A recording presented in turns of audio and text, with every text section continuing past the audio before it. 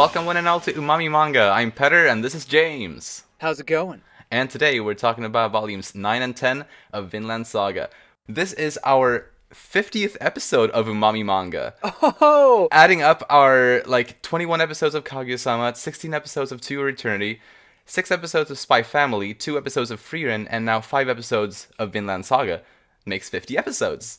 wow. So, feels good. It really does. And it's now nice that we have kind of a backlog of series that we cover that are getting new volumes every so often so that Right. we kind of mix it up and it's not just one series that we talk about at a time. Exactly. I think it's really nice. Yeah, I totally agree. Yeah, because I think the first 18 episodes of Umami Manga were basically just Kaguya-sama episodes, but now we're Yeah. definitely at a point where whenever there's a new volume we cover it, and that makes it so that it's a good mix. And we have plans for probably maybe at least about 3 new series that we might start covering later in this year. So that's exciting. And yeah, I guess onto the book, and starting with Thorfinn. He has this recurring nightmare because of the guilt that he feels for all the lives that he's taken, and I really liked kind of how that was built up throughout these 2 volumes. How at the beginning of it was just very vague and just very mysterious, and that by the end of it, near the end of it, we got the whole explanation to it and why he was having those nightmares, and we got to see the whole thing. And I thought that was really interesting. I was a little bit afraid that we wouldn't get that revealed in this book because it was just such an interesting point to me. But I was really happy that we got all of that explained. Yeah. Agreed. And it was incredibly trippy, like the how it went down, Yeah. and also disturbing. I mean, that is a nightmare for sure. Oh yeah. But I love how he learns so much from that hmm and basically really changes his mindset from being someone who is empty to starting to fill himself up again with new motivation and a new purpose, I guess you could say. Yeah. Right. Yeah, and he really he was able to understand his father's words about him not having any enemies, or nobody has any enemies. Right. Finally he was able to understand that and clearly take it in, I think. Mm-hmm. And that was awesome. And when he said that he was through with violence and that he will never harm another person again, that was, I think, that was a page that really that I really appreciated, just because it was just, well, it shows how far he's come after all of this time. Absolutely. Yeah. And I think last time we talked, I mentioned that I wonder if he'll ever pick up a sword again. I don't think I was expecting this, where he basically say no to violence. I mean, I don't know how the story is going to continue on from here. Mm.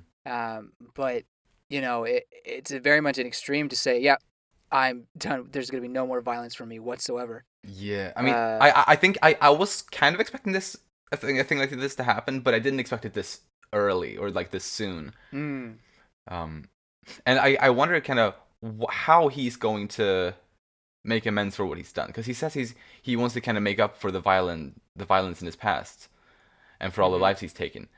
But I wonder how is he gonna do that? Is something I guess I'm looking forward to seeing how that's gonna go down and what it's going to do. That's a good question. Does it have anything to do with becoming a true warrior, as Yeah, you know, his father said, and then Askeladd repeated in this volume? yeah. I mean, I think it does. It's just the question is just how is he going to be a true warrior? I guess. Hmm But on that, actually, because well, Askeladd said that in the previous book as well, about right before he died, he said become a true warrior. Yeah. And I actually, and I didn't think too much of it then, since it was brought up again in this book, I wondered if Askeladd meant the same thing as Thors did when he said that, when he used that term, or when he said those words, true warrior. Like, I mean, I could see it as Askeladd perhaps over time having come to understand Thors's pacifist ideology. Not hmm necessarily that he would personally agree to it, but that he may have come to understand it, and that may have been why he kind of reiterated that for Thorfinn in his dying moment. Although at the same time, I can't know for sure, and so another part of me feels like maybe when he said a true warrior, he might have just meant like a skilled fighter, like just something much more kind of obvious, kind of like that, potentially. Hmm. I don't think we can ever really know, because obviously he is Hmm. dead now.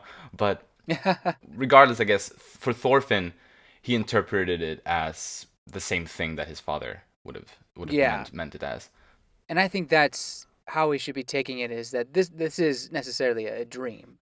It's not really Askeladd coming to him and saying this again. I think this is just how Mm, he's interpreting the messages yeah. that they've kind of left for him. Right. Um, and I think it's fair for him to kind of connect to what his dad was saying, and also help him get over the guilt and the burden that he was experiencing with all the people lives he had taken. Mm, But along with that, I love how when he's crawling out of the chasm, I guess you could say, yeah. as he's crawling out, he learns to kind of almost accept the fact that he's a killer, but he's going to move forward from that, and change his ways. Basically, put those lives on his back and keep living.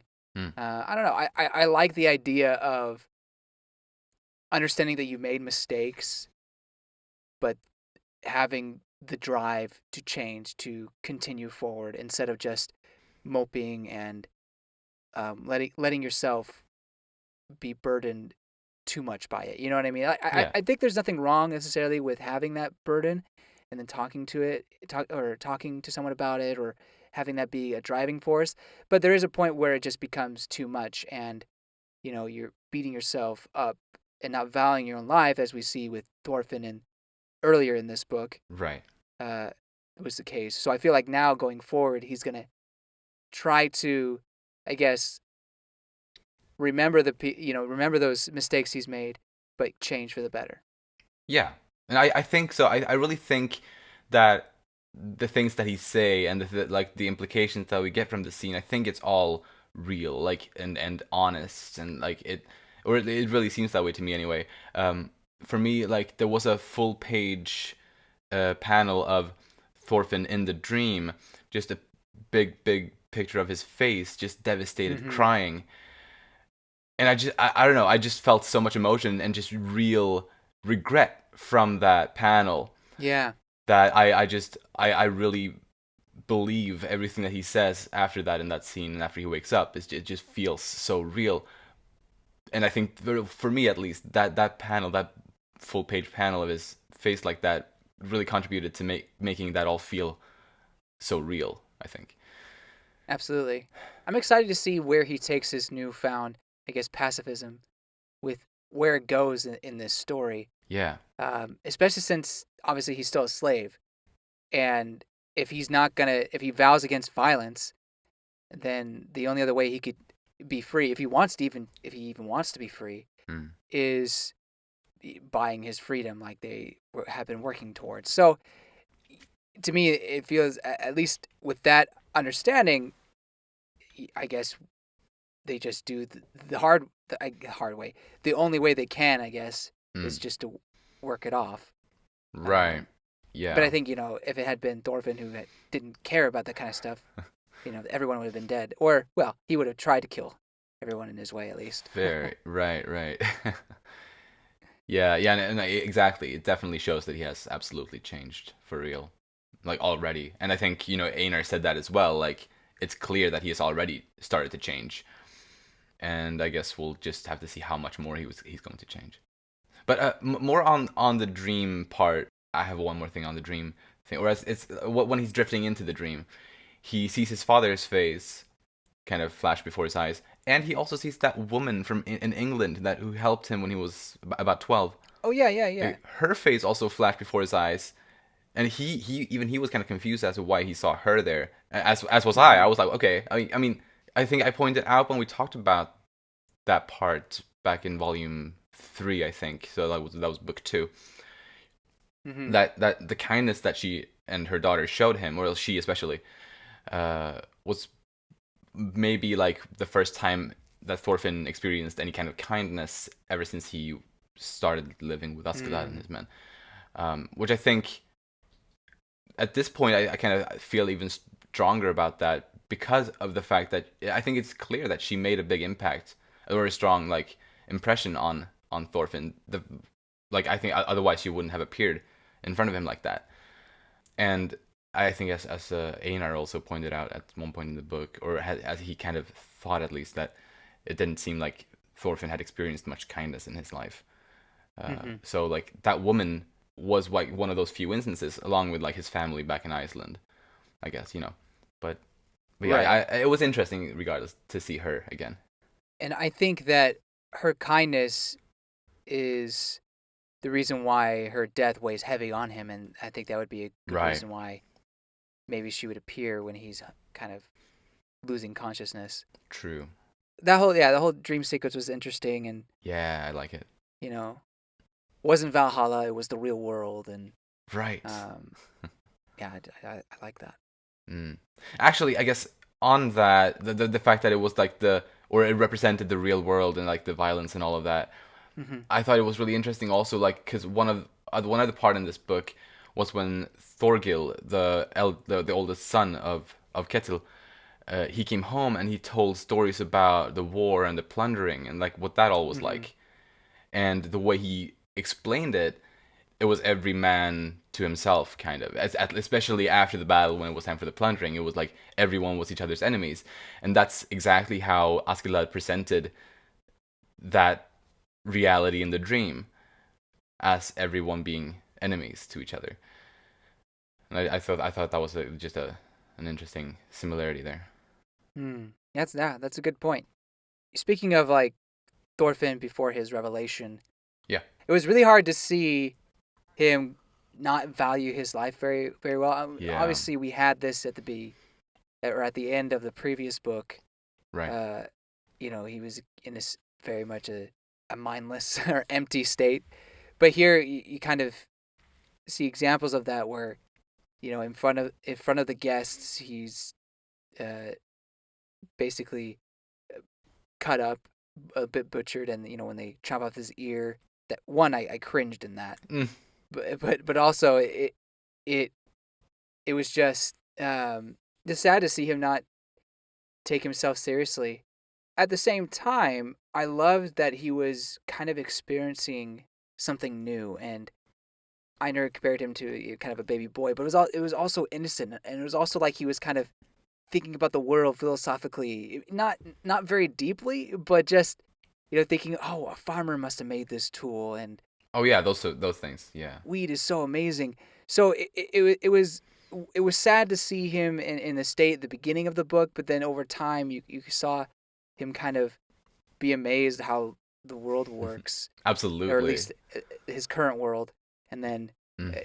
and then you finally see his revelation. So it was just a nice progression. I Yeah. felt like. Yeah, I mean, I think it's awesome how, like, obviously in the English releases of these, like in the English physical releases of these books, they combine two volumes in one, and Hmm. I feel like multiple times so far, it's just felt so natural to have these two specific volumes as one book. I think Yeah. because this book with these two volumes in, it starts with hinting about the dream, and then at the end of it we get the full explanation about the dream, so like it makes sense narratively to have all of that in one book, as well as what you said about Thorfinn's entire character journey kind of throughout this part of the story makes sense to have it in one book.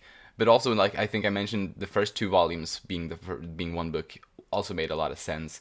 And I think also, what's it, I think book three, which has volumes 5 and 6, was also like a very natural part of the story to be in one book. I think so. It's like a lot of times it's just kind of worked out like that. And I imagine Yukimura hadn't thought of it that way because he Yeah. he wouldn't release but it just happened to work out really well.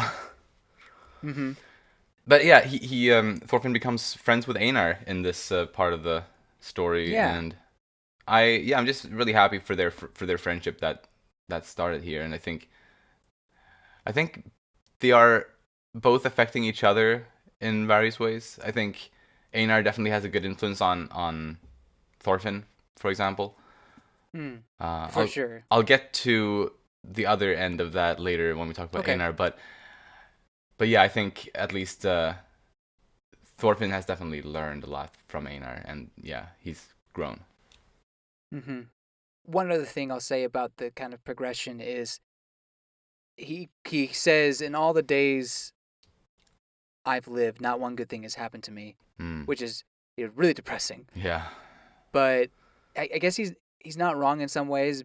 I guess if you don't forget about his earlier life, but it just really makes you feel for the man and hope he's able to find that happiness that he's always wanted, I guess you could say. Because killing Askeladd, having that revenge, was a happiness he was seeking after, you could argue. Yeah. But obviously he was never able to obtain that. So yeah, that's one thing that I think we can cheer Thorfinn for. Yeah. Another thing that I thought was interesting, when he's talking to Einar about Askeladd, he says that he never really hated, or he realizes that he doesn't hate Askeladd, at least anymore. Which is totally different, because you did kind of get that feeling throughout the first few books, right? Yeah. Right. That he hated the man. Mm-hmm. But I guess at this point he's able to let go of those feelings. Yeah. So yeah. Yeah, and I think it's interesting. Like it makes sense because they spent like 11 years together, and Thorfinn, like, sure, Askeladd is a terrible man, but Thorfinn has gotten to see, like, over all that time that they spent together, he's gotten to see, all different sides of Askeladd, and surely that wasn't all terrible. So I think it makes sense that he wouldn't be able to completely hate him, I suppose. And and we even talked, I think, both in book 3 and 4 about how there was kind of like a father-son kind of dynamic. Obviously not quite that, but still some kind of thing akin to that. Absolutely. Just to add on to that, I think both Thors and Askeladd are trying to help Thorfinn not become like them. Unfortunately, yes, Thorfinn did have the part in his life where he killed many people. But I think by telling him to become a true warrior, they're leading him down a path that is away from the tormentations of killing and all that terrible things. Yeah. Yeah. Does that make sense what I'm saying? No, yeah, I think it makes sense, especially now that he's like now that Thorfinn actually has understood it and kind of taken it in and really comprehended that. I think it's definitely true. Cool. But yeah, that day when it rained and Thorfinn and Einar took shelter in Sverkel's house, Thorfinn said that, like, after they left the house, after the sky had cleared, Thorfinn said that he had learned a great deal. I think part of it was because what you mentioned about the farming and all of that he was starting to learn a lot about that kind of thing, but also kind of about what it means to have too much wealth and the consequences that come with that, and well, basically all the stuff that Sverkel was talking about. Yeah. I think that was also an interesting bit. I wonder how, like, if that's going to come back into the story in some way. I could see it maybe doing that, especially now that, I guess, well, since it was pointed out that Thorfinn learned something from that, I wonder if it's going to come back into the story in some way that will show that Thorfinn learned from it. Definitely a good point. Could be interesting. He gains a lot of wealth at one point, but he's smart about it. He doesn't hoard it, or I don't know. Maybe. Anything can happen in this story, I think. At this point, we've learned that much. Yeah. Any crazy turns.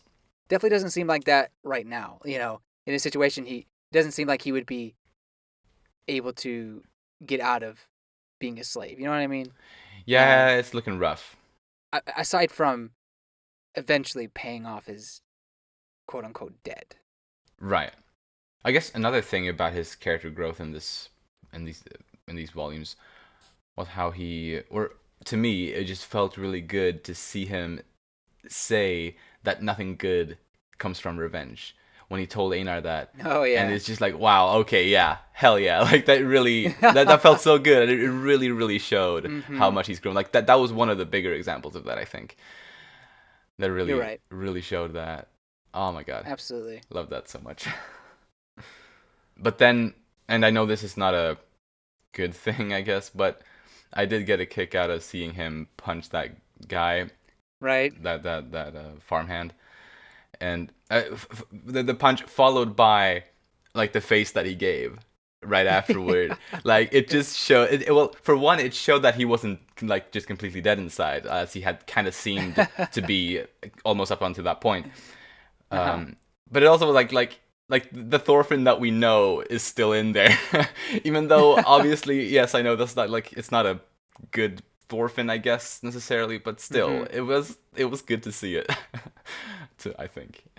Yeah, I mean, it was funny Hmm. that he ended up being the person that hit him, but it also gave him remorse, and it was part of the reason why he started having that dream again. So Yeah. I guess it was kind of a good thing, Right. but also he felt bad. It's like I did it. I went back to violence again. I'm just Mm, such a terrible person. Um, so yeah, I kind of felt bad. yeah. Um, but it makes you wonder if he's ever in that situation again, is that kind of reaction just gone? Is he Yeah. because we see Thor's and how he protected his family and his people and whatnot, Mm. and he was obviously he didn't kill anybody, but I think you could argue he maybe hurt some people. Right. Yeah. But I guess that's a little different than this situation, although I will say only a little because they were being quite aggressive uh, in and of themselves and being very offensive. Right. You're right. So, Yeah. you know, it's like a kind of a thin line between protecting yourself from harm versus protecting your honor. I don't Yeah. know. Right. No, I There's only think so much you can say to a person. no, but yeah, I'm also very curious to see how Thorfinn's going to deal with situations like this in the future. Hmm. Anything else on him? No, that's all I have. Cool, me too. Then let's move on to Einar. His village was attacked and burnt down when he was young, is something we learn here, and ever since then he has just hated warriors and violence and all those sorts of things. Yet, near the end of this, like these volumes here, we see him, he's very keen on fighting the farmhands. He even wants to kill them. He says that at least. Yeah, Uh, yeah. so this was kind of what I was hinting at when I said that he and Thorfinn have kind of had an effect on each other, or maybe Mm. not as. Maybe, this might not be as much a thing, perhaps, but well, Einar definitely had an effect on Thorfinn. I think is very safe to say. Right. And I'm not as sure if this is the case, but I could see it to a degree that Thorfinn, like, or at least the fact that Thorfinn told some stories about his past, and Einar was able to see that someone who comes from a background like that isn't necessarily an awful person, and that might have been part of the reason why he felt like he could act in such a way, and basically the way that he has resented others for acting like for all most of his life probably, Hmm. I guess. Um, and it also gave me like the feeling that he's on like this tragic path to becoming exactly what he hates. Oh no. Like he and Thorfinn are about to switch places in some way. Oh man. Was just a thought I had, and it obviously is very sad if Hmm. that is the case, but it I could definitely see it happening, and like it's probably going to be I Mm. guess my main prediction about his character arc going forward. Is like at least right now is that he is going to become more and more bloodthirsty, kind of. And Mm. one of the one other reason that kind of supports it a little bit is because he also near the end of this, after the fight with the farmhands was over, and Hmm. Thorfinn woke up, and they both woke up, and Thorfinn mentioned being reborn and stuff like that, and as a response to that, Einar said, "We will be reborn," referring to both of them. Hmm. And so we know obviously Thorfinn being reborn means that he will go from a warrior to a pacifist. At least that seems to be the implication. And if Einar is to be reborn, he was already a pacifist. So if he's going to be reborn, that should mean that he's going to change somehow, right? And that change could be to the opposite, perhaps, for him, maybe. So, what if he wasn't a pacifist before? Meaning that I don't think because you dislike warriors that makes you a pacifist. Fair. Violence was not out of the question for him in terms of protecting his family or maybe something that's important to him. Granted, he did not fight against this when he was in slavery. He just ran away. So I guess that is a difference. But I don't know. I get the feeling that he always has kind of had the urge to pick a bone with the farmhands and not try to solve it passively. But I could be wrong with that. Right. I think I'm going to disagree with you because of this. I feel like at least once, but I think it may be more than once. We see him, or he has, instead of resorting to solve the matter all by himself, he has wanted to get the master involved, like basically like kind of, well, quote unquote, tattling to the master about what's going on. Like that has been something that he has been suggesting. That's true. There's also the point where is it Einar? How do you say it again? Einar. Einar. Yeah. Where Einar tackles the what's his name's son? Oh yeah, Olmar. Yeah. Oh, Olmar. Yeah. You're right. He tackles him. Fair. It's a run. I mean, yes, that's protection, but that is a kind of a aggressive nature. It is aggressive act. Fair, although it is in like a life or death situation. He's literally about to be killed there. Oh yeah, yeah. No, I get you. I get you. But I mean that is a fair point though. And I mean clearly he does have aggression in him. Like at least I think based on what we see in the fight with the farmhands, it looks like he's almost enjoying it. Yeah. It's which was what got me worried and got me thinking about this potential future for him, you know.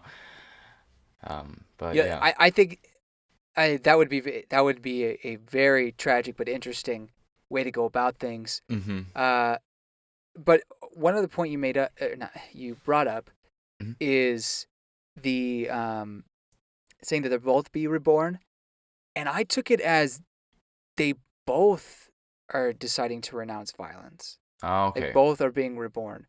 But if what you're saying is true, then that's even more like kind of incredible. Like especially if you say we're both being reborn, maybe he doesn't realize that he's going down this road of violence and aggression. Exactly. Yeah, I don't think. Yeah, exactly. I think that's probably the case. Interesting. Okay. Well, I will keep that theory in mind and be looking for that for sure. Cool. I mean, I could be completely out there or wrong, but I think it's what I will stand by for now because it's just like a fun, well, quote unquote fun idea. Right. You kind of bring Einar as kind of a foil in a way, but more like opposites. Yeah. For Thorfinn. But I think there's another character that is, although not as much screen time, is kind of acting as that opposite. Oh. For Thorfinn. Who's that? I'll bring it up when we talk about him. All right. Gotcha. Then, well, the only other thing I have on Einar is just, well, the fact that he's a really good farmer, and that's like what he was raised with, and like he was surprised that Thorfinn had never had that kind of life whatsoever. It was just fun to me. I really appreciate not only that knowledge, but also him being able to forgive Thorfinn for his past. Yeah. You know? Just, even despite having a understandable hate for warriors, he realizes or understands that this is his friend, and he doesn't let that get in between them. So I respect him for that. Absolutely. I'm glad his crush noticed him. I mean, good for him. Yeah, absolutely. I guess it turns out that she's a handmaiden. Right. Yeah. I think we were debating like if she was a servant or part of the family, and I think because even the characters in the book thought that she was a family member. So I guess that was what you're supposed to think. Yeah, I mean that was definitely what I thought in the previous book. I don't know why. I was just like, I just don't. I don't buy it, but I didn't think it was. Well, I guess I did think it was a comfort woman, but still, like it's her state is pretty sad because while Einar and Thorfinn can actually gain freedom, Mm, she cannot, right. Yeah, that's supposedly. exactly. Yeah, no. Being the favorite, she wouldn't be let go that easily. Mm-hmm. Yeah. But on the topic with her and Einar, like yeah, she is totally flirting with him and I absolutely ship them Yeah, 100%. Like I yeah. Hmm. hands down. Yeah, no, I can get behind that ship. Cuz you're right. She's definitely flirting with the man. Yeah. I want to know more about her. You know, Yeah. there's a lot of characters in the story, but it feels like while we understand her tragic situation, we don't understand her past or even all of her feelings quite yet. Absolutely. We Yeah. could definitely see it's hard on her, um, and whatnot. But where does she come from? Mhm. What is her deal? Absolutely. I really hope to see more of that in the next two volumes Yeah. perhaps. Because I do expect to see their relationship grow in some way. I don't know how at all, but I do expect there to be more from that. Right. Right. So hopefully some more character growth and character information can come from her with that. Hmm. And then speaking of like her not probably not being able to or not gaining that freedom, if it were to come down to Einar somehow getting free and then wanting to Arnheid, is that how Uh, you say her name again? Arnheid, I think. Arnheid. So somehow wanting her to get free, would Kentel take that well? I don't think so. Yeah, he's So very fond of her. right. So how would that go down? Would the cowardly man? We will talk about him later, but would the cowardly man resort to violence? Like, would he suddenly become Iron Fist Kentel? Oh yeah. Oh, by the way, I think it's Ketil. I don't think there's an N in there. Ketil. Oh, sorry. My for some reason my phone kept changing it to Kentel. I Oh, don't even I don't even know if that's a name. I mean, I don't know. Maybe somewhere. Ketil. Yeah. Anyway, so would suddenly a violent aggression come out? Anyway, that's just Mm, a point, a potential plot point for her and those two that I was just thinking about. I was like, oh, would that happen? mm, mm. I do feel like it's kind of unfair that these two can potentially get their freedom and then she doesn't, and especially since Einar can or has feelings for her, it doesn't seem Yeah. like he would want to leave her. Yeah. Yeah. It's super tricky their whole situation. So Oh it's gonna yeah, be obviously. exciting to see how that all uh, ends Right. up. So last thing on Einar is just funny when he's fighting the farmhands. I that meme. I think it's like South Park or whatever. It's like I didn't hear no bell. He's like obviously really beaten up. Ah. Uh, I didn't hear no bell, but he keeps going. To be fair, he did a pretty good number on them. Like he did very well in that fight, but He he was did. definitely beaten to a pulp. Yeah. Absolutely. No, he definitely did the best in the fight. I Yeah, think I the agree. only reason Thorfinn got was struck down was because he was distracted by wanting or trying to defend Einar. I think Yeah, and he also like got like he kind of lost something to focus. his head. Yeah, but yeah, yeah. I Paddle or think whatever. that there's a lot of potential in Einar's fighting. I think, which is another reason why I'm a little bit fearful of what his future might hold. He's a big man. Oh yeah, he absolutely is. Like he's not just like taller than Thorfinn because like most people are, but he's tall. He's taller than most people. Hmm. Not taller than Thorkell. No one's taller than Thorkell. The tall. I guess Einar might be maybe about the same height as Thor's. Maybe I think he's a little taller actually. maybe. Anyway, moving on to Ketil. He really seems to like be a as far as slave owners go, he seems to be a very solid guy. Kind-hearted. He has Yeah, compassion for other people. I mean, yeah, you just see when those two children thieves were brought before him, yeah, he was definitely not wanting to punish them very harshly yeah. That or was really use rough. violence. Yeah, Yeah, that scene was really hard for me to like yeah, to see. It's just like both from the children's perspective and from Ketil's perspective. It's just right. horrible. Um, but it was interesting the whole kind of moniker that he had kind of came up with, like about the Iron Fist Ketil, just that whole lie about his, that yeah, the brutality that he, or yeah, the brutal self that he was in his past, that was never really the case at all, and that he is terrified of his oldest son, and like he's terrified of war and of I, violence and all of that. I So don't really blame him. yeah, no, absolutely, and yeah, but it was really good to see, because I had my doubts about Ketil at the, like in the previous Right. book. Maybe you did too. I can't remember, but I mean, sure, he is a slave owner, and I guess that in and of itself isn't great, but Uh-huh. really at least in a lot of ways he is definitely a decent fellow, and so that it was good to Right. understand that in this book. I agree. And it's interesting because I think he definitely sees his farm as running a business Mm, instead of just being a warrior who, in his retirement years, is i- running a farm kind of a thing. I don't know if that makes sense, but it's like a different mindset than a lot of the other Vikings. So mm. naturally, or at least the other Scandinavian people, so naturally he is gonna just look at the world a little differently than say his son, who's definitely a warrior. You know. Right. Yeah. Yeah. Absolutely. What's interesting about Ketil, I think, is if he wasn't such a coward, because I think it's fair to say he's a coward. Yeah, that's fair. If he wasn't such a coward, he may not have to even worry about people seeing him as compassionate.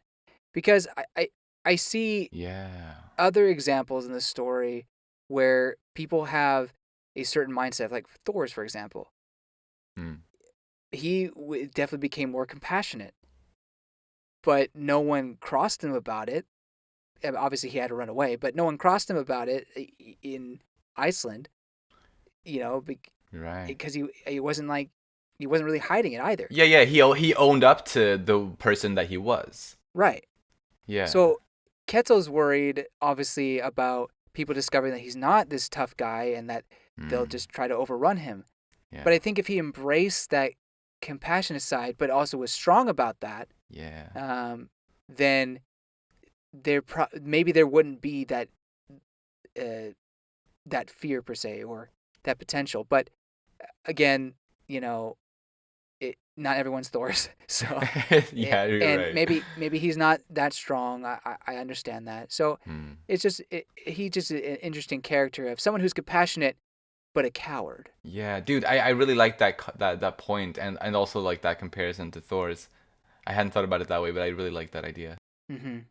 So I guess speaking of being a coward, he pays King Harold off with tribute, so thus he protects his farm from invaders. Right. Which I mean, to be fair, is kind of smart. Yeah. Yeah, it's interesting that they have kind of that political side of it a little bit. Yeah, I agree. So it's a shame that he's using Arnheid. Dang it. Arnheid? Ar- Or Arnheid. Arnheid, sorry. Arnheid. Hade. Okay. Yes, yes. Arnheid, like that, as we Yeah. discussed. But I guess he can't even turn to his wife, which is kind of sad. Maybe it felt like he's been fooling his wife this whole time. Yeah, I mean, yeah, about his wife. We can touch on her here because she didn't have too big of a Sure. role, but Yeah, no. Yeah. uh, yeah, like it almost seems like he's a bit terrified of her as well. Like Maybe. to some extent, at least. Like, I mean, Yeah. which I don't blame him. I think she's No. kind of scary also. Well, she's not very understanding either. I wasn't sure if she was upset that her husband had a handmaid or she's Hmm, just in general just kind of throwing the whip at people. I don't know, fair. but yeah, she doesn't seem very pleasant. No. And so I'm guessing he just well, I think it's pretty clear he has never really vented these feelings to much of anybody Yeah. except for Arnheid. Arn Hade.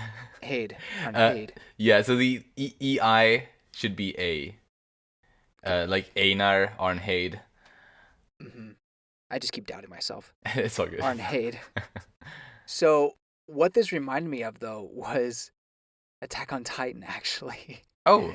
Rod Rice Yeah. and Historia's mother. There's that scene where he's basically crying to on her lap, crying to her about his worries and everything. And it's basically the same thing, except not naked. Oh my god, So, you're right.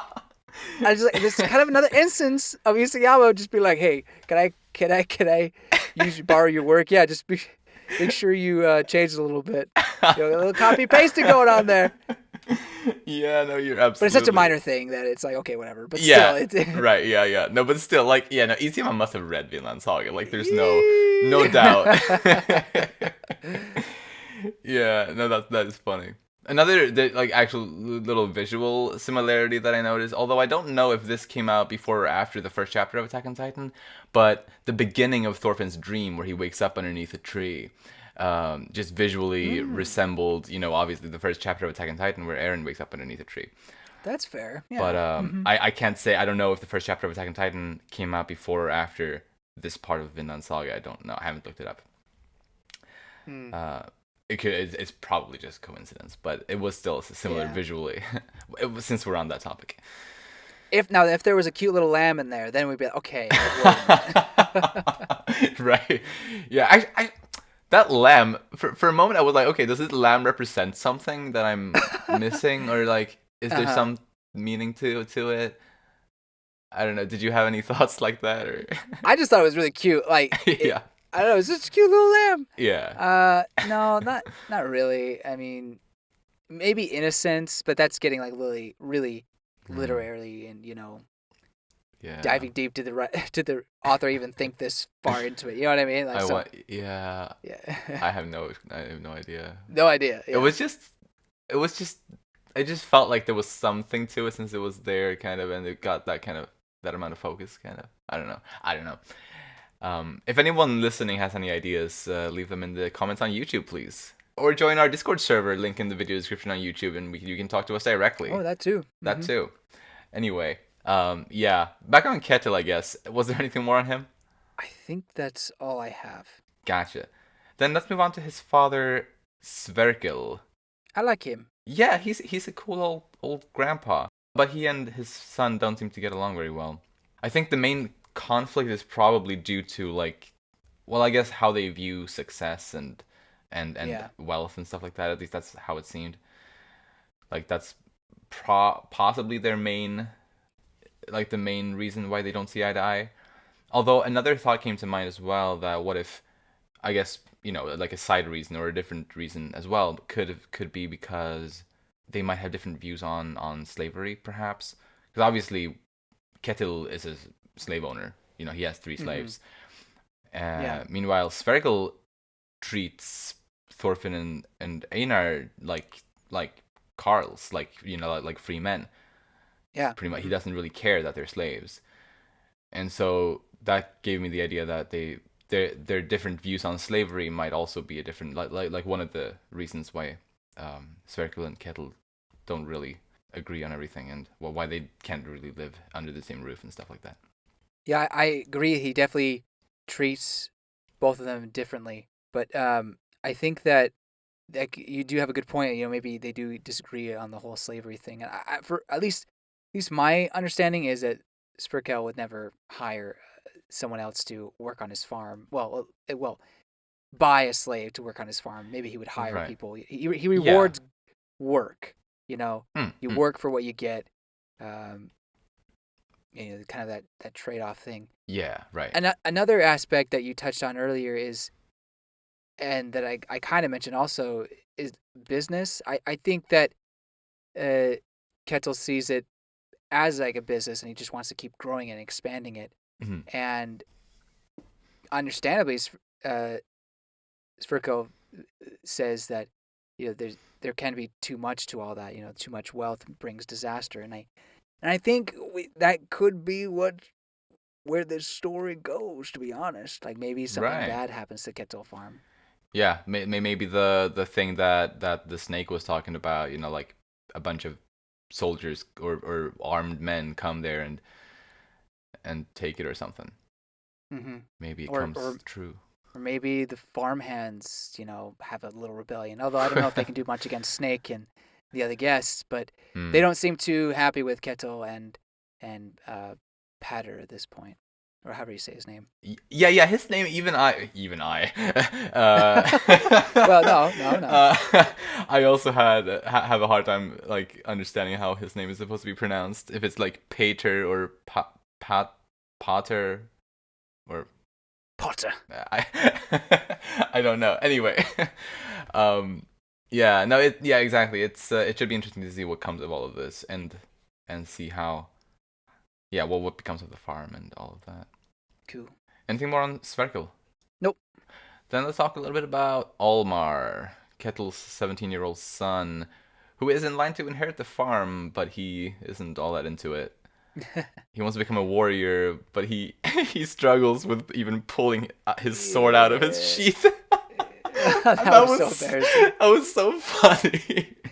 Uh, yeah, that's why you shouldn't have the sword on your back. You, like, keep it on your hip instead. It's much easier. I mean, if you have long arms, you should be able to do it, right? True. Yeah, but But oh you're my. right. Hip is better. That was just so funny though. Yeah, he wants to become a man as fast as possible. Yeah. I guess he's at that age. Mm-hmm.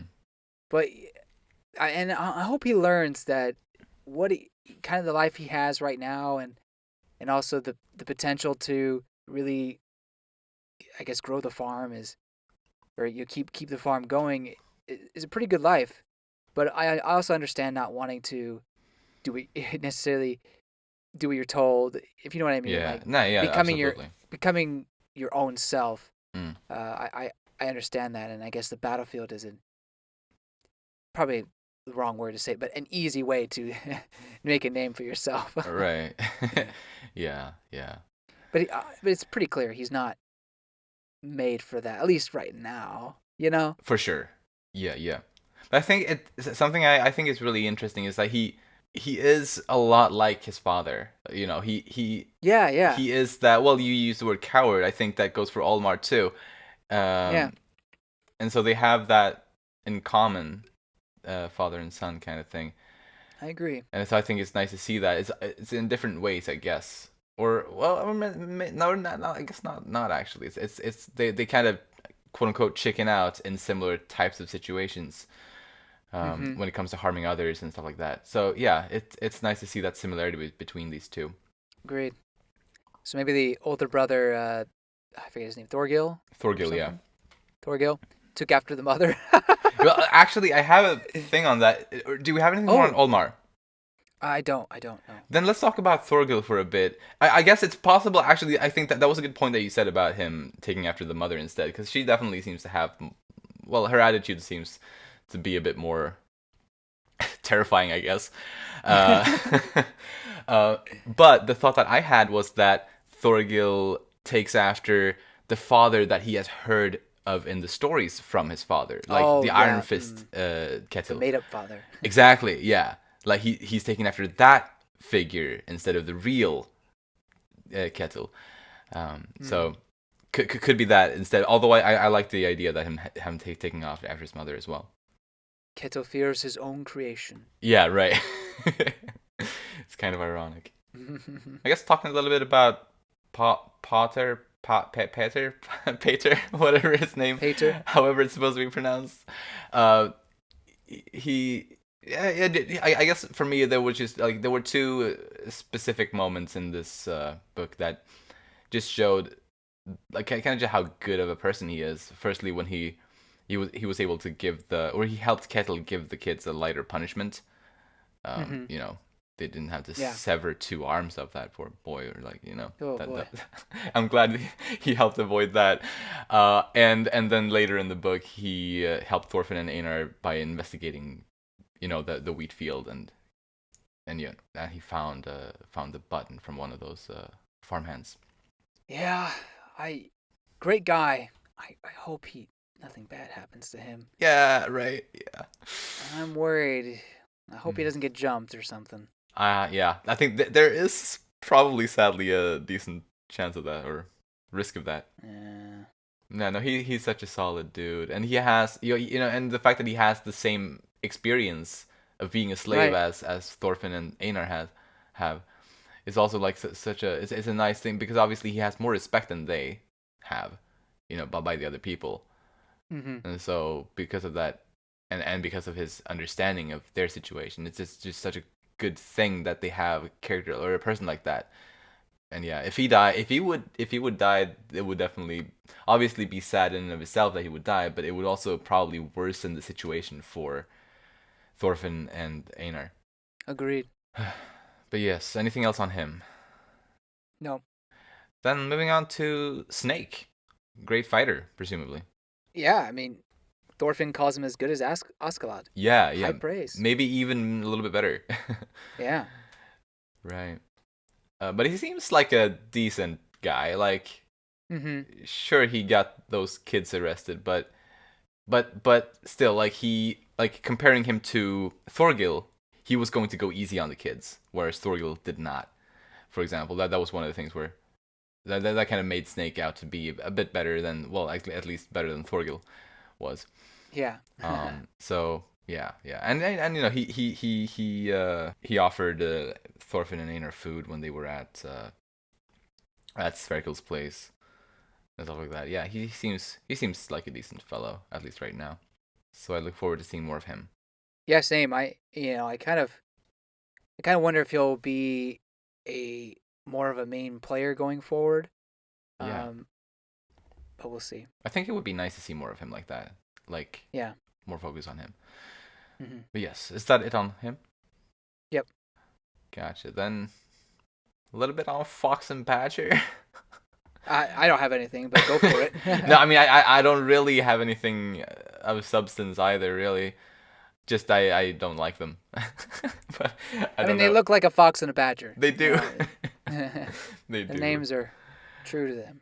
Yeah, Snake. I don't really see the resemblance with the snake. There was that one part of this. I think it was the start of one of the chapters that started with a snake, like an actual snake. Oh yeah. When they were at the wheat field.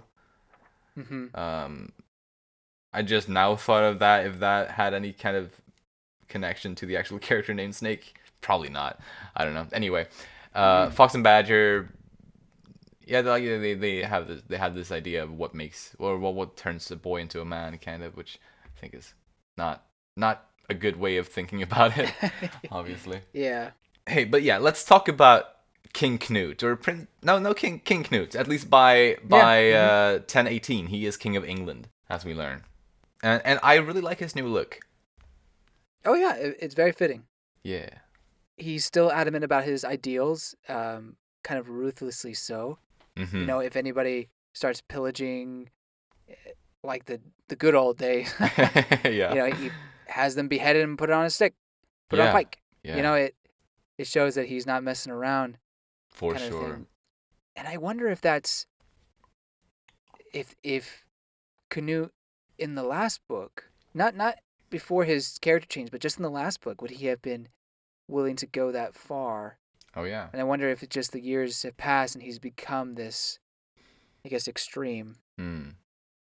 Because he kind of is a bit manipulative in his ways of getting that Earl to side with him and basically kill the King of England. Absolutely. Plus, he had that guy executed afterward anyway. Right. So yeah. No, he definitely is playing dirty.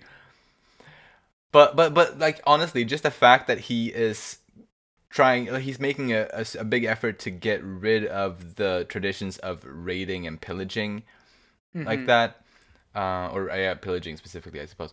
I think is just really cool of him. Like, very, very progressive. Right. Yeah. I do appreciate that. That's for sure. Yeah, definitely.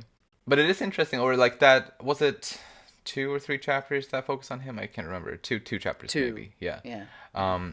That in that time, obviously, it went by pretty fast, and his timeline went all the way up to 1018. Right. Meanwhile, I think Thorfinn's story right now is not What? through 10? 1015 yet, right? Yeah. It's like at the end of 1015, I think. Mm-hmm. So that probably means that that if the two of them are ever reunited, it's probably not going to be until at least 1018, is my thinking. Good point. So 3 more years at least for Thorfinn until he gets to meet up with Canute again, if that ever happens. But I mean, it's got to happen, right? Right, At some especially point. if we're getting chapters like telling us more about Canute. Precisely. I mean, I don't know. I'm not a story writer, but I do feel like it would be kind of a shame if they never met up again. Yeah. And I think a big reason why that is kind of goes to what I was saying with Thorfinn and how there's an opposite character. I think Canute is that opposite character, showing someone who is very much a pacifist and it still is in some regards, but kind of becoming more violent and willing to behead people, for disobeying. And obviously, I understand why he felt that way. But as Thorfinn becomes more pacifist and renounces violence, Canute is using violence in order to change the world to how he wants it to be. True. So yeah. They seem to be going in opposite directions. Absolutely. Yeah. So I guess if I'm right about Einar's future, then he and Knut are I guess walking a similar kind of path. But obviously that remains to be seen.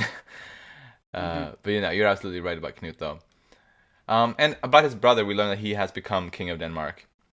Right. By now, so I guess we shouldn't be surprised. He definitely seemed to have, seemed to be closer to that than Canute himself back in 1014. So that makes sense. But by 1018, Canute did become king of England.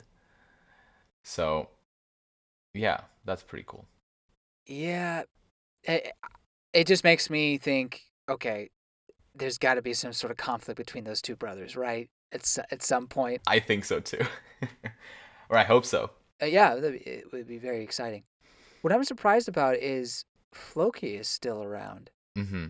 He's still in England. I guess because the main army was there, but I really thought he was a pro Harold kind of a guy. Right. So I don't know. I'm wondering why exactly he's there. Well, I mean, I know why he's there, but does he have ulterior motives? And then the other person I was surprised about was Gunnar. Yeah. Yeah, me too. Because I still don't really trust the man, especially since he's kind of taken aback by some of Canute's decisions. Yeah. Doesn't seem loyal. I mean, he was clearly he was betraying Canute earlier, he was feeding information to Svein. So I was just really shocked as to why Canute would keep him around. Yeah. It was really strange to me. Yeah. Go figure. Oh well. Did we already talk about what Bretwalda means? Like they called him Canute the Bretwalda or something like that? Wait, did I miss that? I was hoping you would be able to tell me what that means. I don't remember that right now. Wait, where was that? Well, it was in the chapters one of the chapters he appeared, if I can get to it. I'll look too, although I'm not entirely sure what I'm looking for. I know it. Oh, here it is. He says, "I am Canute the Bretwalda, rightful king of all of England." What does that mean? Where does he say it? Bret. Oh, there. Yes, I just found it. The Bretwalda. I don't even know if I'm pronouncing it right. No, I mean I don't know how to pronounce it either. Maybe it's Old English. Maybe I don't know either. Well, I guess I should not be lazy and type it in and see what happens. Bretwalda is an Old English word. Chief king in Anglo-Saxon England. Well, there you go. Okay, cool. Oh, I wonder if that term was used before in the book. Maybe it was. Oh, I don't remember, but maybe. Anyway, right. So okay, cool. So I guess he's just like straight up, I am the chief king of England. Don't. What are you doing? Giving me this tribute? This is already my stuff. Yeah, exactly. Yeah. Cool. Well, you learn something new every day. Hey. But then let's talk about Thorkell a little bit. Or I only have Yeah, one little thing yeah. about him Yeah. that is just how he seems to be growing sick of Knut. Right. Like just more and more kind of like obviously when they met in that chapter, he was already kind of like yeah, well he had his opinions and he told it how it was kind of which Knut was Mm-hmm. he respected that. But then there was like a little bit later in that like what was it like 2 or 3 years after or something like that he was talking to somebody else and that other person was talking about Knut and Thorkell told him not to talk about him because it was souring his wine.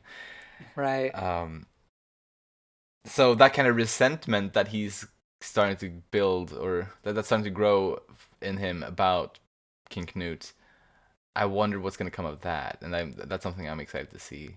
Agreed. Yeah, I wonder.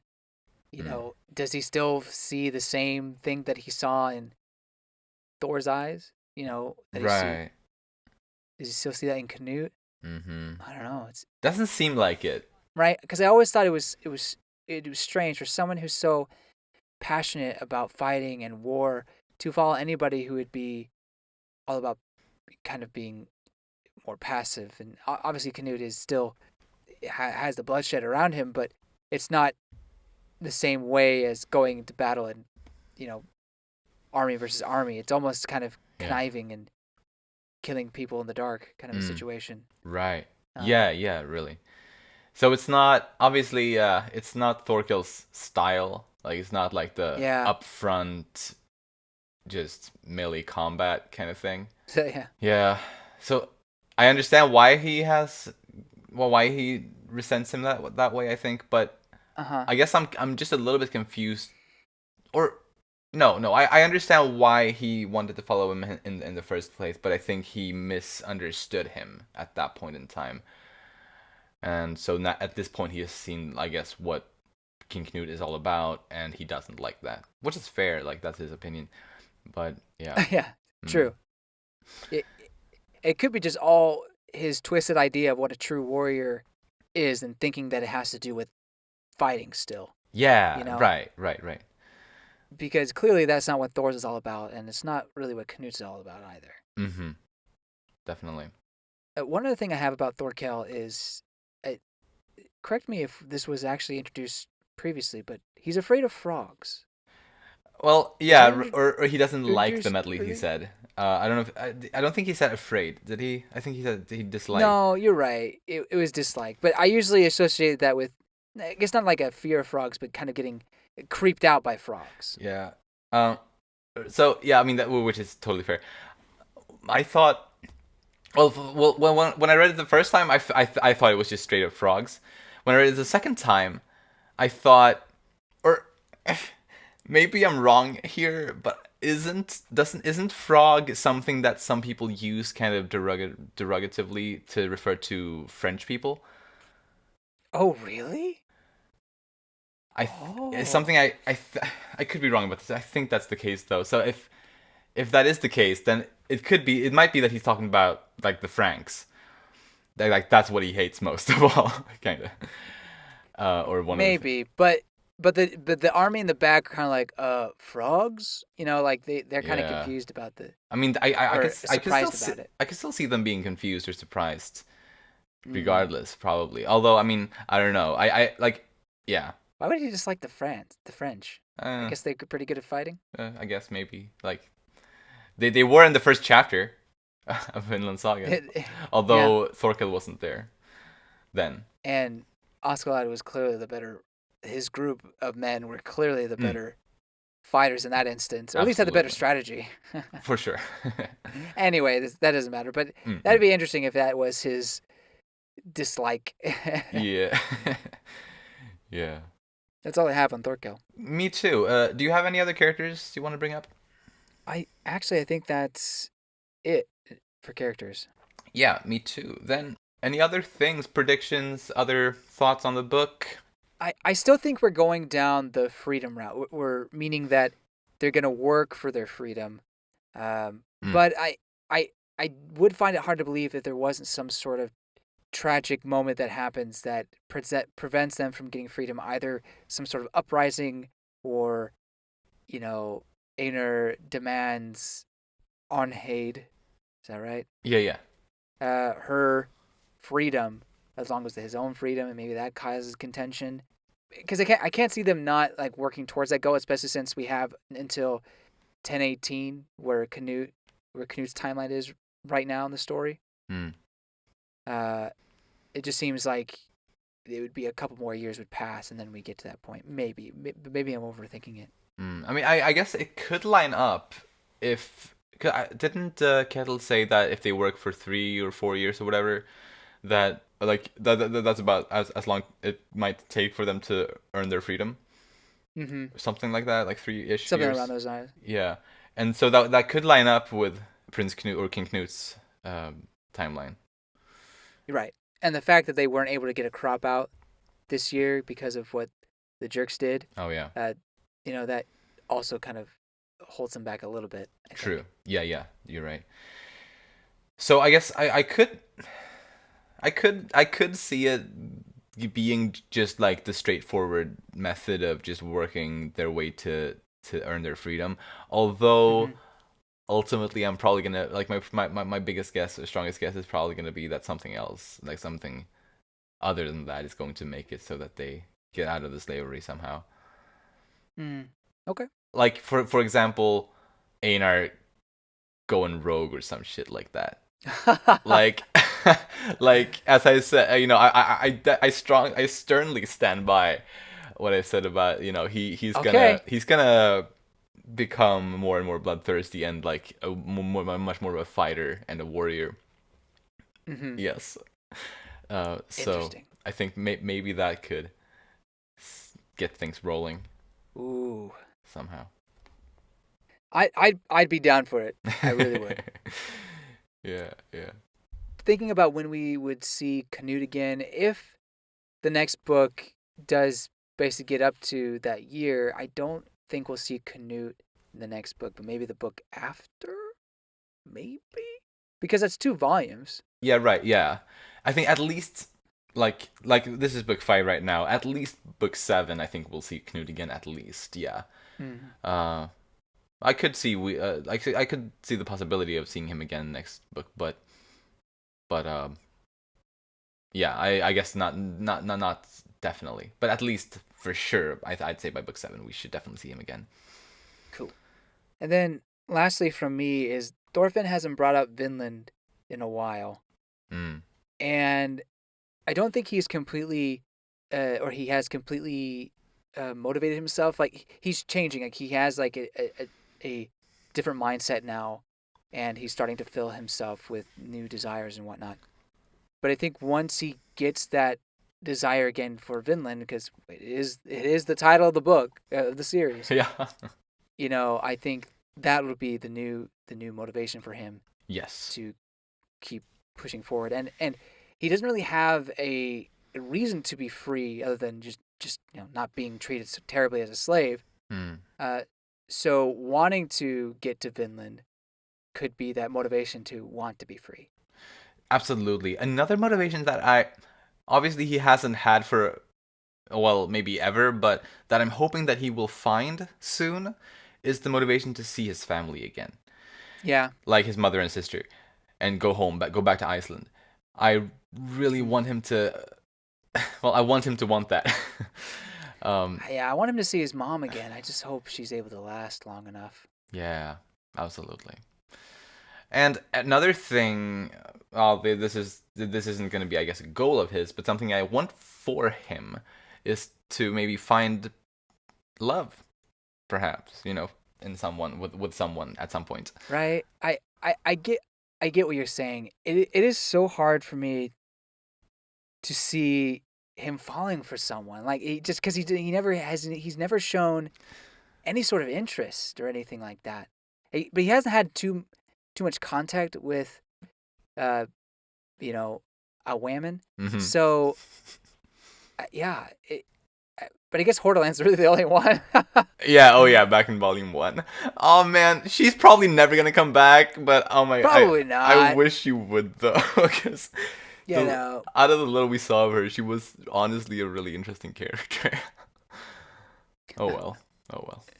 So yeah, no, that would gain an interesting dynamic because, as we understand, Thor's valued his family greatly, and I personally think that's probably where some of the true warrior comes from, is maybe having a family or protecting a family or absolutely something like that.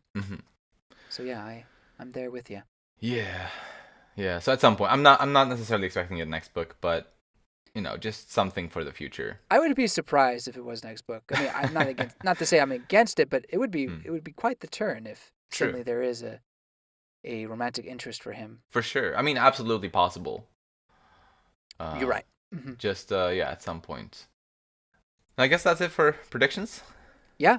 And I'm excited to read volume 6. You've had some problems getting your hands on it. I wish I could read volume 6. I might even, I don't know, just succumb and buy it digitally and then just wait for the physical to get here whenever. Yeah. I mean, I wouldn't blame you. That's double spend. That's double dipping though. But I will say that with Kaguya-sama, I believe, was it what volume was it? Volume 6? The one where it's Kashiwagi and her boyfriend are on the cover. Yeah, that's volume 6. That's right after the first season of the anime, right? Pretty much. I guess it has one of the chapters, I think, in that book is in volume, or is in the first season, but yeah, basically. So what I'm trying to get at is, I had some difficulty getting volume 6. Oh yeah. Finding a copy of that, and that was where the first season ended. So people are gonna be, when they go to the manga, they're where's it end in the manga? Well, let me go pick that up. And I thought, maybe that's the case with this, but Vinland Saga ends at book 4, and book 5 is where it picks up at, after season 1. So why could I find book 5 but not book 6? I don't get it. Right. Yeah. So mad. If anybody wants book 6, good luck, because you're gonna have to wait at least a month to find a copy somewhere. Maybe you have a better source than I do, but gosh, I'm struggling. We're recording this in February, by the way, in case anyone wonders, I guess. But yeah, no, it's it's hopefully, rough. Yeah, hopefully they restock them. Yeah, I mean, I absolutely hope so too. Everything after 6, from what I can see, is totally fine. Yeah, I bought all of the first 11 volumes in one bulk before I had even read anything, so I lucked out in that way. Yeah, you definitely did. But yeah, no, for your sake, I really hope you'll be able to read volume 6 soon as well. Thank you. But yes, that is all for this week of Umami Manga. If you enjoy our content, you can follow us on Twitter at Umami Manga, and it would be lovely if you'd like to support us by either rating our show on the podcast platforms or subscribing to our channel Umami Manga on YouTube. If you like this episode, please share it with anyone you think might enjoy it too. Thank you so much for listening, and we'll see you next time when we'll talk about volumes 11 and 12. Bye-bye. See you later.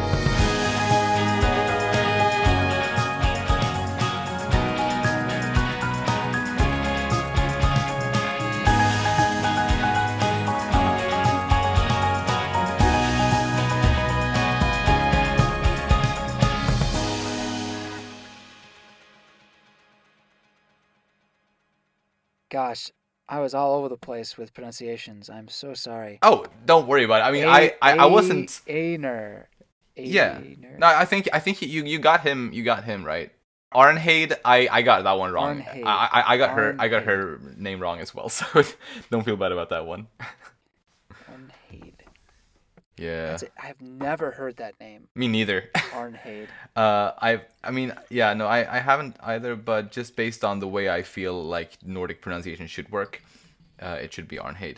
Oh yeah, I'm thank goodness you're here, because I would just be all over the place. Definitely Americanizing these pronunciations.